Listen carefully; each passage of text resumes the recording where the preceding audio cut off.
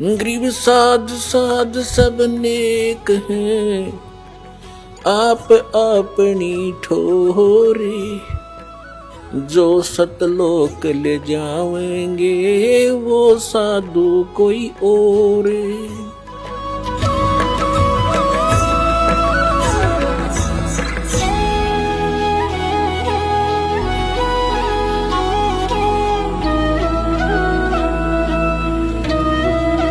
कहने का भाव ये है पुण्यात्मा, जो प्रसंग चलता था वही आते हैं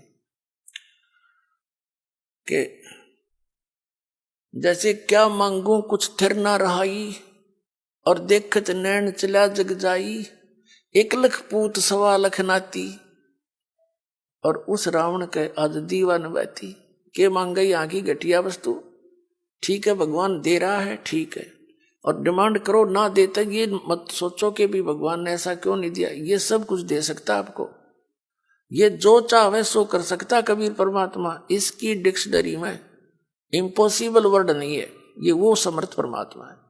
लेकिन बात यही ध्यान में रखना कि डॉक्टर उसी को वही वस्तु अलाउड करेगा जो उसके रोग में बढ़ावा नहीं, रोग ने सहयोगी हो।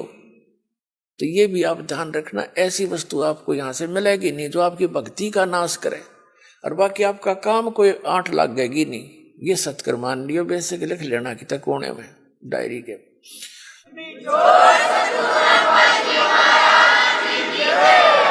तो क्या बताते हैं कि दुविधा चतुराई, दुविधा दुर्मति चतुराई में जन्म गया नर तोरा रे। और अब भी आन मिलो सत्संग में, और करो गुरु ज्ञान पे गौरा रे। यानी गौर करो, इसमें गड़े ध्यान से विचार करो जो गुरु जी ज्ञान बताते हैं। फिर बताते हैं कि शरण पड़े को गुरु संभाले, जान के बालक भोला रे। और कहे कबीर तुम चरण चित राखो, ज्यों सुई में डोरा रे। जैसे सुई में धागा डाल देते हैं और नीचे गांठ लगा देते हैं, धागा उस सुई का लटकता रहता है, उसके ऐसे चिपटा रहता है, उससे दूर नहीं हो सकता। उसको साथ साथ ले जाएंगे, साथ लटकता जाएगा। कहते हैं शरण पड़े को गुरु संभाले, जान के बालक भोला रे। पुणात्मा जैसे जितने भी दास ने बहुत इतिहास दिखाए, नकली ऋषि में ऋषियों के संतों के, सभी का विधान है कि जो कर्म में भाग में लिखा है वो तो आपने भोगना ही पड़ेगा। भाग्य में जो लिखा है उसको प्रारब्ध कहते हैं, प्रारब्ध। अब प्रारब्ध में हमने जो दुख भोगने पड़ेंगे, फिर भक्ति की आवश्यकता क्या है? कौन करेगा भक्ति? 1-2 चोटी सी लाग जब आदमी फूक देगा ठाके सारी मूर्तियां नरुन फोटुआ ने, तो क्या कैसे भक्ति कर सकता है? दिल टूट जाता प्राणी का। भक्ति करने की उत्साह तभी बनता है जब आदमी आने वाली आपदा का पता लग जाता है कि ऐसा होना था, और फिर एकदम परमात्मा उस बला को टाल देगा आपकी, और आपको महसूस भी होगा सचमुच आज शरण में ना होते थे, बिजली गिर गई थी। तो फिर दूनी रुचि बनेगी भक्ति में। तो क्या बताते हैं कि जब तक आप गुरु की शरण में नहीं आते तो तब तक आप बालक थे, भोले बालक थे। और छोटा बच्चा अबोधपणे में जैसे पालने में लेटा है बच्चा, बेटा या बेटी, और टट्टी पेशाब कर दिया कपड़ों में ही, और हाथ पैर मार के सारे कपड़े भी खराब, पैर पूर भी लथेड़ लिया लपट के टट्टी में, और फिर रोने लगता है, तो माता समझ जाती है कि इसने कोई भूख लगी होगी। वो जाती है उसको संभालने के लिए, तो क्या देखती है? सारे कपड़े भी खराब कर रखे, टट्टी भी कर रखी, पेशाब भी कर रखे।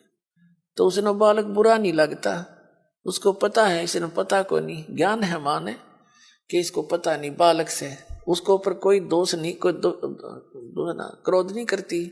उन्हें उठावेगी, धोवेगी, मांजेगी खूब अच्छी तरह, कपड़े धोकर सुखावेगी, नए पर आवेगी, और छाती के लावेगी, फिर लाड करेगी, दूध पिलावेगी।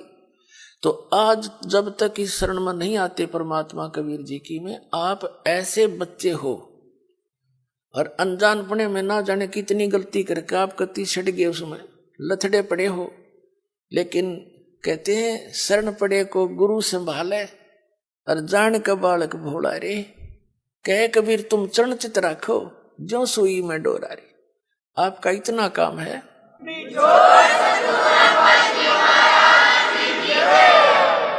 आपके जो प्रारब्ध में जो पहले के जितने भी पाप थे वो आपके साथ लपेट के भेज रखे काल ने, और जिसे पुण्य थे वो भी अंदर डाल दिए, तो आपके दोनों मिलाकर मिश्रण कर रखे है। तो अब परमात्मा आपके उन पापों को धोएगा सारा ने, और फिर आपको समझ कर लेगा, और समझ करके फिर सीने का लगाओगा और सतलोक में ले जाकर दूध पियाओगा, यानी वहां सदा सुखी कर देगा आपको।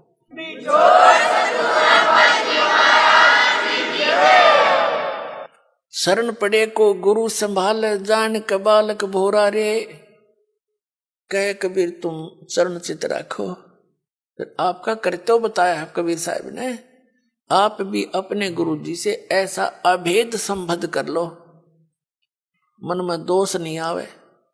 जिस दिन आपके गुरु जी के प्रति कोई विकार आता है, यानी कोई कमजोरी झांकते हो गुरुदेव के अंदर, तो उस दिन आपका नाम खंडित हो जाता है। और काल यही चाहता है कि ये एक बार संत से इसका कनेक्शन कट जा, फिर यो कितने धक्के खाए जाइयो, कहीं तेरा लंबा चौड़ा क्षेत्र है इसका, तो फिर इसको यही उलझा कर मार देता है। तो परमात्मा कहते हैं द्वार धनी के पड़ा रहे, धक्के धनी के खावे, 100 काल जगजोल ही पर द्वार छोड़ नहीं जावे। एक ये फाइनल फार्मूला है इस भक्ति मार्ग में। इस परमात्मा कबीर जी के धनी के द्वार पर पड़ा रहे और इसी के धक्के खावे, 100 काल जगजोल ही, कितना ही काल आपको झटके देता दिखे पर परमात्मा से दूर नहीं होना, यह बहुत बड़ी भूल हो जाएगी आपकी। अगर जैसे हम अज्ञानता में यानी बगैर अध्यात्म ज्ञान के कई बार बहुत कमजोर सोच बना लेते हैं और हम भूल जाते हैं कि हमने युगों युगों से पापों की गठड़ी बांध रखी है। और उसके लिए परमात्मा कहते हैं धीरे धीरे रे मना, धीरे सब कुछ हो, माली सींचे 100 घड़ा तो समय आए फल हो। आप जी ने भक्ति का बीज ईब बोया है युग, कितने युगों के बाद। अभी तक आपकी पिछले संस्कार ही चल रहे थे, और कहीं थोड़े बहुत पुण्य कर दिए, कि दाने डाल दिए को छोटे मोटे पुण्य, वो स्वर्ग में बर्बाद कराए आप। पुणात्माओं, ये भक्ति युग है। अब ये चौथा युग का बीच का समय है। इसमें अब कई करोड़ यानी पूरे विश्व में ये भक्ति पर लगेंगे प्राणी, अरबों खरबों की संख्या में। और जो पार होगे वो तो होगे, और रह भी बतेरे जाएंगे। तो वो जो रह जाएंगे ना, उनकी दुर्गति घनी होगी, क्योंकि ये कमाई तो इतनी गजब की बनेगी आपकी। पहले मंत्र से बहुत गजब की कमाई बन जाती है, जबरदस्त भक्ति धन संग्रह होता है आपका। और फिर उनके अगर आप पार नहीं हुए तो क्या करेगा आपके साथ में।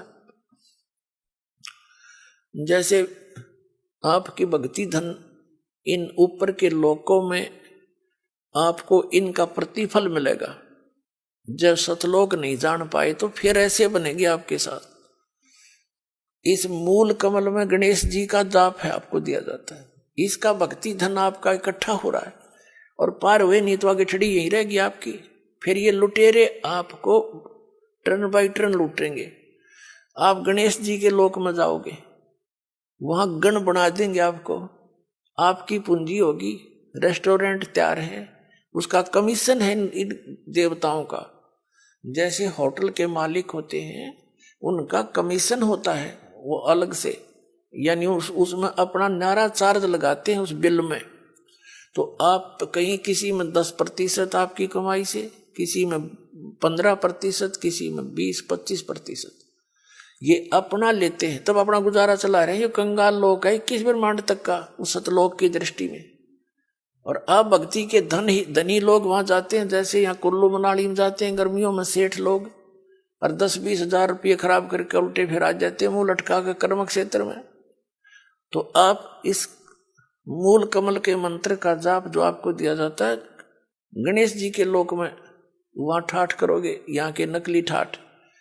जब वहां आपकी ये पूंजी समाप्त हो जाएगी उसके बाद आपको भेजेंगे ब्रह्मा जी के लोक में, क्योंकि उसका भी जाप आपने कर रखा है। वहां जब आपकी धन खत्म हो जाएगा फिर जाओगे विष्णु जी के लोक में, क्योंकि उनका भी आपने धन इकट्ठा कर रखा है। फिर उसके रेस्टोरेंट में वहां रहोगे। उसके बाद फिर जाओगे आप श्री शिव जी के लोक में, उसकी भी कमाई करते हो, मंत्र जाप करते हो। फिर जाओगे दुर्गा जी के लोक में, और वहां भी जब समाप्त हो जाएंगे फिर आपके 2 मंत्र का जाप और रह गया, ये 2 अक्षर का सतनाम का जाप। तो उससे जाओगे आप फिर ब्रह्मलोक में, इस काल के निज लोक के अंदर। वहां कोई हजारों युगों तक आप उस ब्रह्मलोक में रहोगे। वहां इस ओम के धन को खत्म करके फिर वापस आओगे, और फिर इस सतनाम के अंदर जो दूसरा मंत्र है, इसने काल ने उस ब्रह्मलोक में जीव को धोखा देने के लिए नकली सतलोक, नकली अलखलोक, नकली अगमलोक और नकली अकैलोक बना रखे। तो उस पूंजी को फिर ये आपकी वहां बर्बाद कराओगा। फिर रह गया आपका जिसको सार नाम प्राप्त हो गया है और वो पार नहीं हुआ। जरूरी नहीं कि सार नाम मिलते ही पार हो जाओगे, ये तो परमात्मा ने कहा है राम नाम रटते रहो, राम नाम रटते रहो जब तक घट में प्राणे, भाई कभू तो दीन दयाल के भनक पड़ेगी कान। परमात्मा कबीर जी कहते हैं पाकी खेती देख के गर्भियो मत किसान, अब हूँ झोले बहुत हैं, घर आले तब जाने। कहते हैं इस या पाकी खेती देख के खेत में अभिमान ना करना किसान, अभी तक बहुत झाड़ या आंधी वर्षा ओले आंधी तूफान शेष है, ना जाने की बिजली पड़ जा, तेरे घर आले जब मानिए तेरे धन तेरे घर आ गया। इसलिए बताते हैं कि ये ना समझना सार नाम मिल गया तुम पारे होगे। सार नाम की कमाई और मर्यादा में अंतिम श्वास तक करते हुए, और एक विशेष कसक बनाओ सतलोक में जान की, तब वहां जाओगे जा आशा तांबासा होई, मन कर्म वचन सुमरियो सोई।